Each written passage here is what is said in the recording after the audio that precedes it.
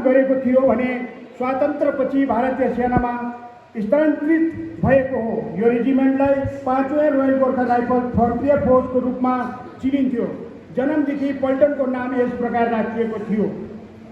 1858बाट लिएर 1861सम्म 25वें पंजाब इन्फेन्ट्री, 1861बाट लिएर 1891सम्म 5वीं गोर्खा रेजिमेन्ट, 1891बाट लिएर 1901सम्म 5वीं गोर्खा राइफल रेजिमेन्ट, 1901बाट लिएर 1903सम्म 5वीं गोर्खा राइफल, 1903बाट लिएर 1990 5वीं गोर्खा राइफल फ्रन्टियर फोर्स, 1990 देखि आजसम्म 5वीं गोर्खा राइफल फ्रन्टियर फोर्स।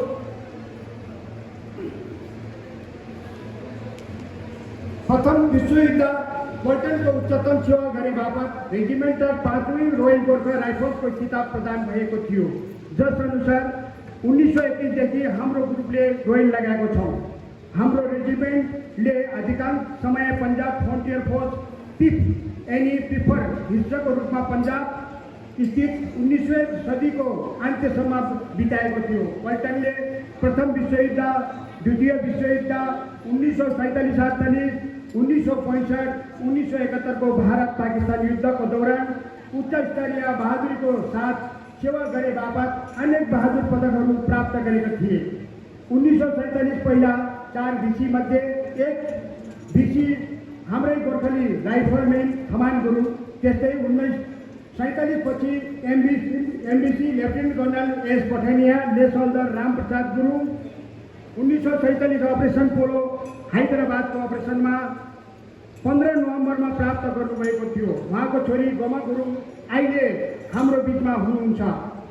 त्यसरी हाम्रो पल्टनले अर्को अवार्ड स्वतन्त्र पहिला 23 बटालियन हनर, स्वतन्त्रपछि 3 बटालियन हनर, साथै थेटर हनर 3 जितेको छ। यसरी पल्टनले अनेक बहादुरीको पदक हासिल गरेको छ। ती सबै यहाँ बताइरहँदा समय धेरै लिने भएकोले म डिटेलमा जाँदिनँ। गौरव लाग्छ, पल्टनले आजसम्म कुनै पनि ठाउँमा जान्छ अति नै सर्वोच्च स्तरको काम गरिरहेको छ। यसैबाट थाहा हुन्छ कि पल्टनको इन्ट्री गेटमा 9वटा साइटेसनले गेट सजिएको देख्दा हाम्रो पल्टनको मूल्य केन्द्र स्तर सबैभन्दा माथि छ।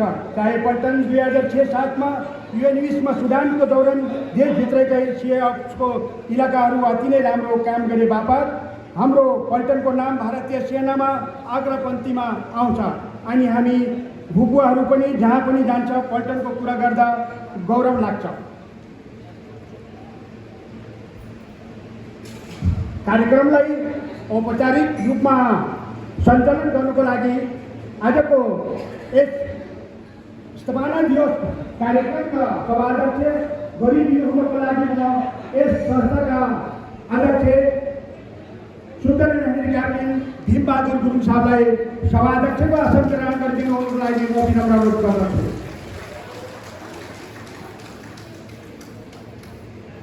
आजको विशेष अतिथि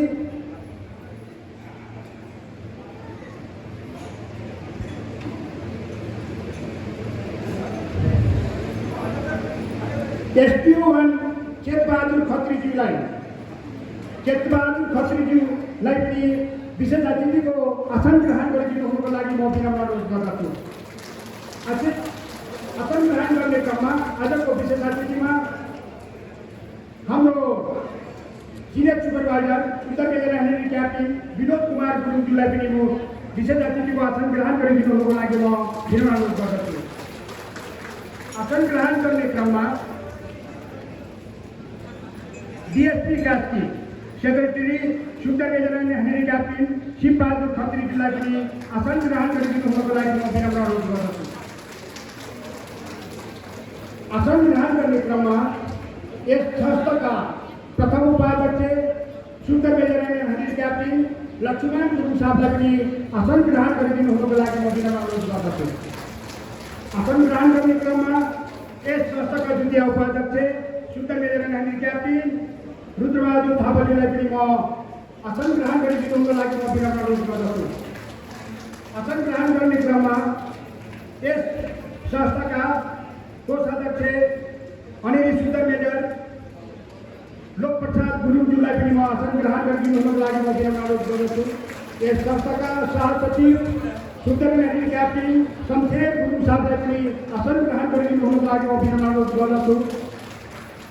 आसन ग्रहण गर्ने क्रममा यस संस्थाका वरिष्ठ सल्लाहकार सुन्दरेन हरिरी क्याप्टिन प्रेमबहादुर गुरुङ साहबलाई पनि आसन ग्रहण गरिदिनुको लागि म विनम्र अनुरोध गर्दछु। यस संस्थाका सल्लाहकार सुन्दरेन हरिरी क्याप्टिन बी बहादुर गुरुङज्यूलाई पनि म आसन ग्रहण गर्नको लागि विनम्र अनुरोध गर्दछु।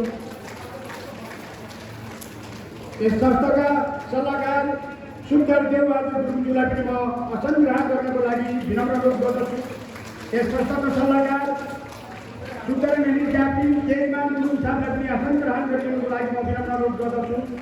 यस संस्थाका सल्लाहकार हरिरी नायक सुन्दर मनबहादुर गुरुङज्यूलाई पनि आसन ग्रहण गरिदिनुको लागि म विनम्र अनुरोध गर्दछु।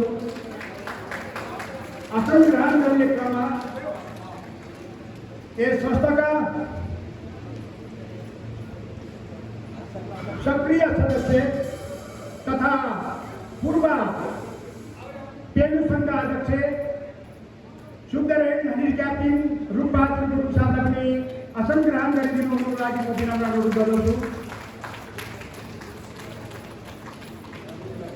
आसन ग्रहण गर्ने क्रममा यस संस्थाका आमा समूहका अध्यक्ष नाना गुरुङज्यूलाई पनि आसन ग्रहण गरिदिनुको लागि म विनम्र अनुरोध गर्दछु।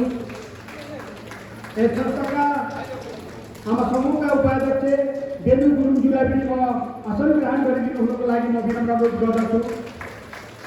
सबैको नाम लिएर चाहिँ आसन ग्रहण गराउँदाखेरि समयको मध्यनजर राख्नुपर्ने भएको हुँदा अन्यथा नसोचिनु होला।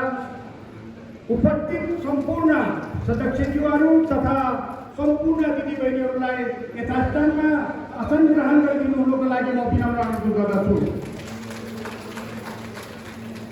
विशेष गरेर हाम्रो जस्तै यो संस्थालाई माया गरेर लमजुङबाट पाल्पा रामपुरबाट स्याङ्जा भेदी खोलाबाट त्यस्तै प्रकार पोखरा भेदीभन्दा टाढा जस्तै लमजुङ भोटेगोडाबाट पनि यहाँ पाल्नु भएको छ। उहाँहरूलाई पनि आसन ग्रहण गरिदिनुको लागि म विनम्र अनुरोध गर्दछु।